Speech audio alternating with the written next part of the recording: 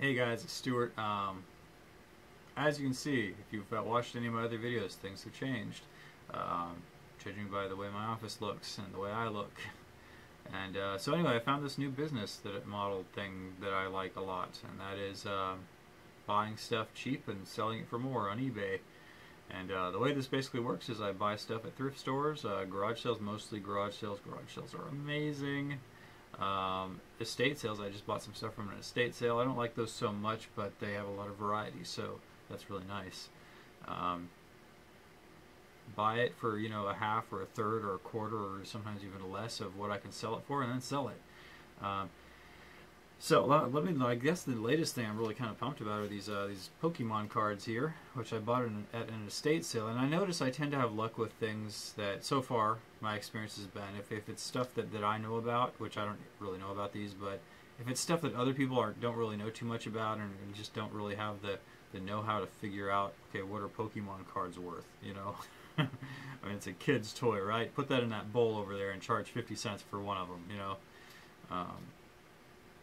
Per card, which that was actually $1 per card, but you know, that kind of, or if it's like a box of computer tech stuff, it's like, you know, just take that box and make it go away. I don't understand that. It's complicated, you know, and there's like, you know,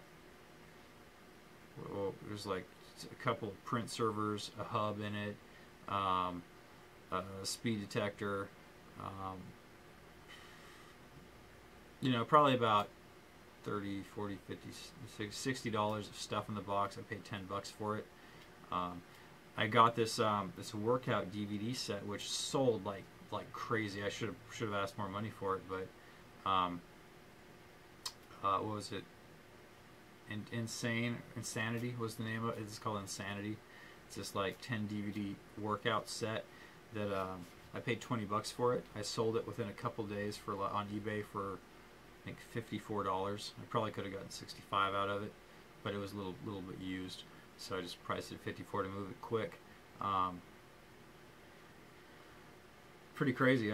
These cards right here. Yeah, I was just talking about these. What was I saying? Okay, I paid $26 for 26 cards. About $150 worth of cards. So you know, should, you know, and you know, assuming I sell some of the stuff discounted or whatever. $100 of profit, you know, $80 of profit maybe. So look, the garage sales are like the biggest thing. And the first day, the first time I decided, okay, I'm going to go to garage sales, I just kind of got up on Saturday and just kind of drove around aimlessly, like, oh, let's go to South Tulsa. There's probably some good, nice houses in South Tulsa where I can find some good garage sales. Probably made about $100 in profit from that, from just Saturday. So today's Wednesday, and this time I'm being a little smarter about it because I'm realizing how incredibly profitable garage sales are. So this weekend I've checked on Craigslist and kind of other garage sale kind of websites, and I've compiled a list of garage sales to hit up. So I'll be driving to all these garage sales and go to any other garage sales I see along the way. And I'm going to try to hit these things up as quick as I can, get out of here and get my first garage sale by 7 a.m. Maybe even try to do the early bird thing, which, you know, they don't seem to like, but we'll see. Try to hit as many garage sales as I can, as fast as I can, because, you know, what's important, for what I've really noticed, I've heard and I've really noticed this, is you want to get to those garage sales before they get picked over by everyone else. And if you can do that, that's when the deals are there. If you don't, you know, by 11, 12 o'clock, it's getting real slim pickings. And, you know, at first when you're like, oh, I'm only going to make twice my money back from buying that, nah. And, you know, by 12 o'clock, you're like, okay, I think I'll do that, you know, because you get spoiled by those garage sales. You know, during the week, it's like you're in a used store and you're thinking, I can make double my money with this. I can spend $7 and make 14. Okay, I'm going to do it. You know, where at the garage sale, you're like, nah, I can make 3 or 4 times my money at the next garage sale. You know, it's like every garage sale you go to, it's like you make $20. It's awesome. Something else I've been doing is this is something that I do during weekdays, which hopefully I'm going to stop doing this soon. But I'm going to get the system in place so where I can have this ability, because it's a really cool ability.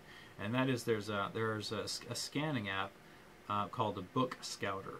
and I downloaded that, and it was pretty cool. You actually scan the ISBN number on a book, which I'm actually recording on my phone right now, so I can't. But here's the ISBN right down here. You scan that. You use your phone to take a picture of it, and it scans it. And you can get pretty quick with it. But with a Book Scouter, it'll scan it, and then it'll look the book up online. Which, if you've got 3G, 4G, whatever on your phone, your internet connectivity is kind of spotty. You might be kind of waiting for the dumb thing to load. So what I've actually done is I just use the scanning thing that comes with Book Scouter, and I set it to bulk mode, so it just scans, doesn't look it up, it just scans it, and makes a list. And then I click on that list after I've scanned 100 books, and I click share, and I share it to Dropbox, so that way it's just automatically uploaded to a file system that I can access with my desktop.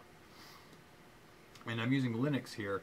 I'm kind of a nerd, so I've got Linux, and I have a script that I've written that goes through all of those ISBN numbers and goes online to Book Scouter's website, which they probably don't want you doing this because they're trying to charge a service for like bulk lookups. But if you're smart, like me, what you can do is you can actually use their form to look up one ISBN number and use the script to automatically call that form with different ISBN numbers, over and over again. So I have a script that does that. It goes to that list of ISBN numbers, it runs that website, that web page, looking up each ISBN number over and over and over again for each one of those ISBN numbers in that list that I shared from my phone.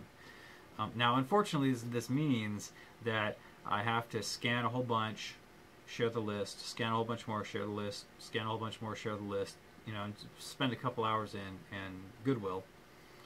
And then what happens is I have to go back to my office, run the script. The script will tell me which ones have value, which ones don't, which almost all of them are fairly worthless. But there's a few of them in there that pay $8, $10, $15 a book that I found so far. And I understand Goodwill right now, what they're doing is they're actually scanning the books themselves. So I think they're taking all the really good ones out. But this book here, I found this just kind of walking around in Goodwill. It's worth it's 14 bucks. I was just kind of walking around thinking, oh, that looks like it might have some value. Just kind of scanned it with my phone without using the bulk method I was talking about. Found it. And so after that I was like, whoa, there's something to this, right? So I kind of started doing the bulk scanning, and it's kind of spotty, honestly. This is still the best book I found, just by myself, which is actually kind of a lesson there, and that is that your human brain is pretty good at finding the valuable books. Better than a computer. But the computer does pick up some little odds and ends, like this one here. This book, this little insignificant looking little book, is selling for I think, if I recall, about $10 on Amazon.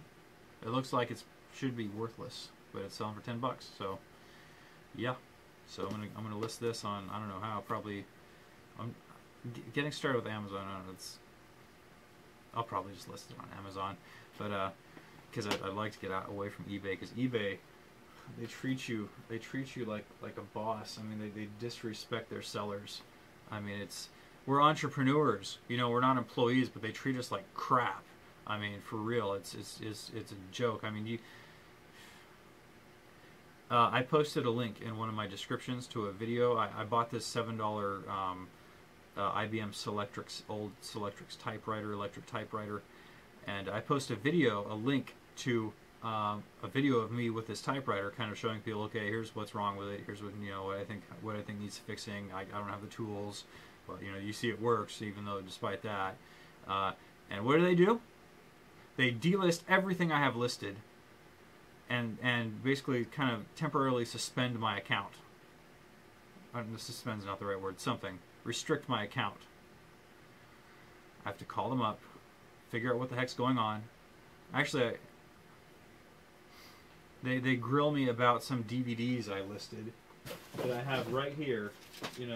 I guess they think what I'm doing is I'm like trying to do some kind of arbitrage, which, why would they even care? But apparently they do, because they hate their sellers. I'm trying to sell a set of 8 DVDs, just random stuff, and they're grilling me about, like, do you really have it? So, you know, it's just so disrespectful. And after that, I have to go back through, and at least I don't have to recreate all the listings. I just have to click relist on all of them. Probably takes me about 30 minutes to make sure I have them all back up. It's such a hassle. It's such a hassle dealing with eBay. I mean, if they had a competitor with the kind of traffic eBay had, I would be gone like that. But they're a big bureaucracy, so, and you know, they're just so big.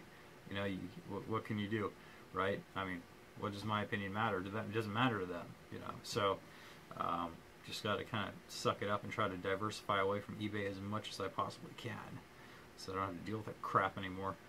So anyway, yeah, I'd like to try to start transitioning to Amazon as much as I can. And that seems to be, from what I've been kind of reading about other people, what they do. They kind of start on eBay. That's where the newbies start, and then they move off to half.com and then on to Amazon doing books and stuff. So that's kind of the plan.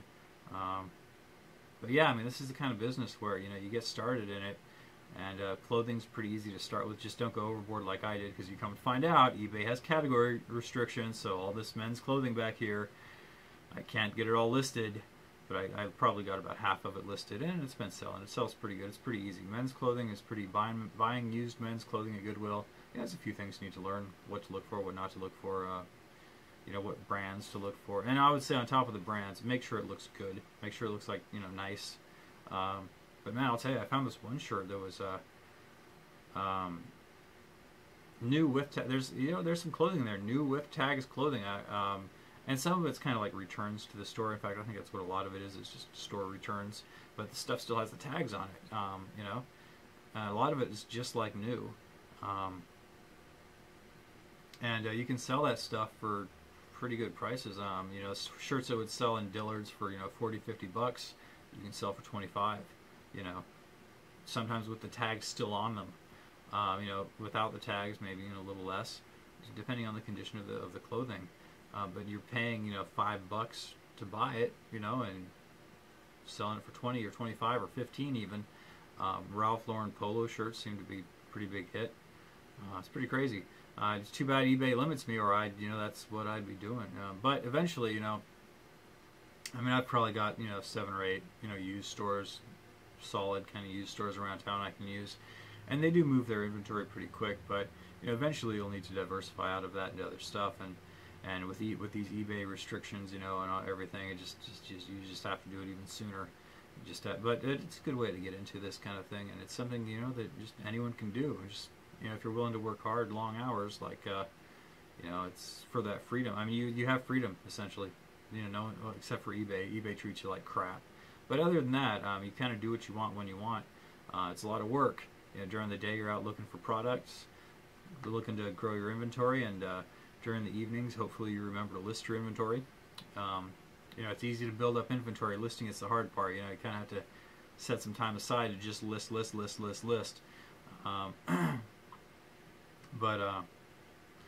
And then, you know, and maybe at night you're packaging stuff up, and in the morning you're waking up at your desk, like I've done many times now, and taking those packages to the post office, and then hitting the road looking for more inventory. And you know, a lot of people might not like that, but it's something you can do to start making money right now. And shoot, I mean you hit these home runs every once in a while, you know, where, I don't know, conservatively I have $80 here from like a couple hours of work. You know, you hit a few of those, and you know, if I could just have a home run like this every day, you know, and shoot, I'm telling you what, man, you know, when I first started, I was shocked when I first started going to garage sales how much money I could make from them. And now I'm getting smarter about it. You know, now instead of just getting up on Saturday thinking, oh, it's garage sale day, now I know they're starting on Thursday, which is tomorrow. So I'm going to be out on Thursday, and then I'm going to be out on Friday, and I've got a list of these garage sales. I'm going to go hit them up, try to get to as many of them as quick as I can before they get picked over. Try to get those deals, and shoot, I wouldn't be surprised if Thursday, Friday, Saturday, I make $100 in profit a day. Hopefully, we'll see. I mean, it seems like from Saturday that basically the way it works is like every garage sale I hit up, I made $20. You know, It just, you know, it just kind of seems like a numbers game. Although earlier on, I think you make more like 40 bucks each garage sale you hit. But and then later towards 12, you know, you start making like, you know, $5 by the time they're picked over. But hey, I don't know, man. Shoot, 15 minutes, so I'm done talking. But you know, hey guys, go search YouTube for other videos about this. You know, really cool stuff. If you want financial freedom, you want it quick, you're willing to put in the work, this will do it. Talk to you later, guys. Have a good day.